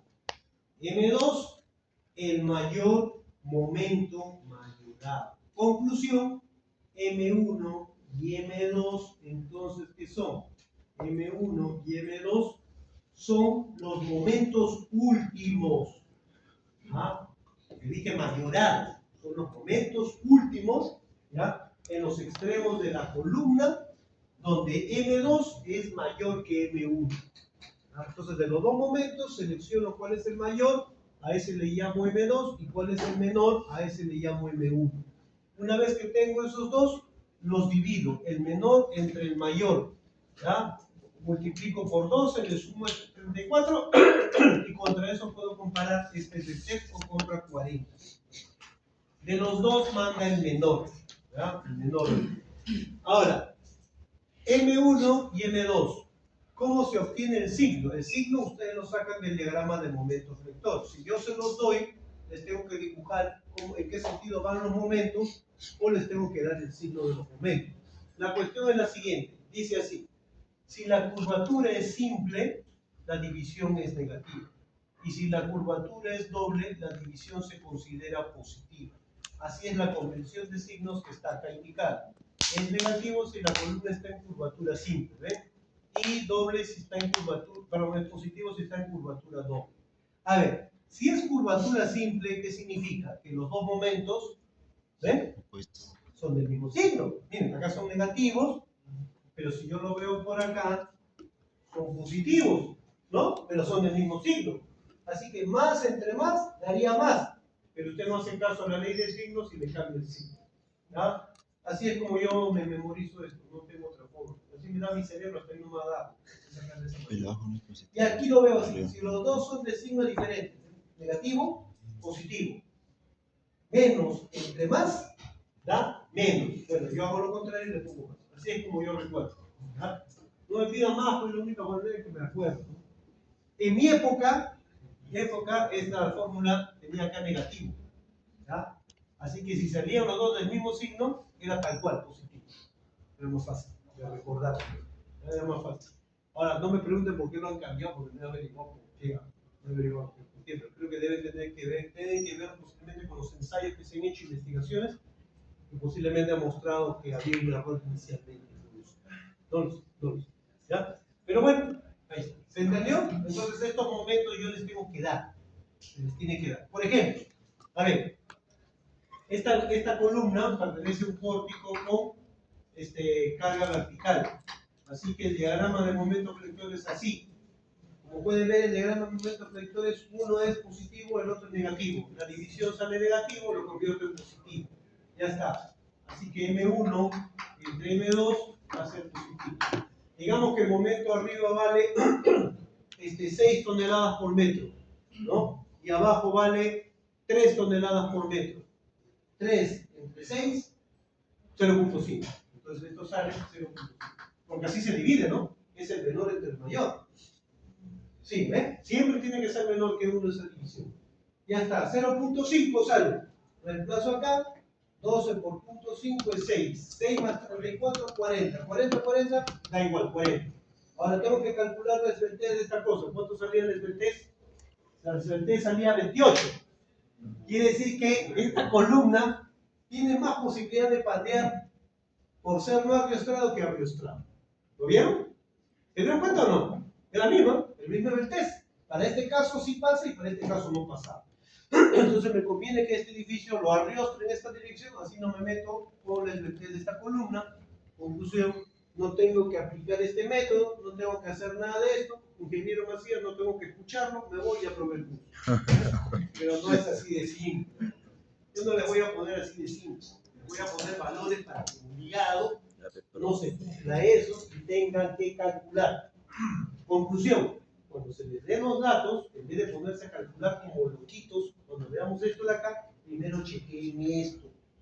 ¿Ah? Si esto se cumple, no tienen que hacer más nada. Y solo indican ahí, abajo, ¿no? Se cumplen las condiciones del test de acuerdo al tema que se les dé, y por lo tanto no es necesario verificar condiciones del test. No, se queda todo como está. ¿Quedó claro? ¿Sí? Si hay alguna inquietud, alguna pregunta, ¿verdad? Listo. Por ahora acabamos con eso, porque si no, voy a causar más esta confusión. Por favor, antes de ir, este tema, todos los ciclos digo lo mismo, ¿no? Ya les he explicado las bases. Está ahí, mostrado, y aquí a continuación está para que lean, y ahí está explicado varias cosas más del reglamento, teoría inclusive. Así que lo que yo necesito es que todos estos temas vengan leyéndolo. ¿Ya? Yo sé que de repente ingeniero, pero no he leído y no entiendo. Ya lo sé que no lo voy a entender de repente la primera. Pero la idea es que vengan leyendo, porque si yo empiezo a leer esto acá y enseñarles, se van a confundir más. En lugar de ayudarles, los voy a perjudicar. Por eso necesito que vengan leyendo. Este es el único capítulo de todo el curso, porque el resto no les he dicho eso, ¿no? En el cual vengan leyendo, por favor. ¿Ya? Acá sí tienen que leer, de mejor vengan leyendo. Así no entiendan, igual traten de entender lo más posible. ¿Ya? Cosa que cuando yo explique se les va a hacer más sencillo la explicación. No van a terminar confundidos. Este tema no es difícil, es confuso. No es difícil. Después cuando veamos se van a dar cuenta que todo es mecánico. No hay mucho que pensar. Listo.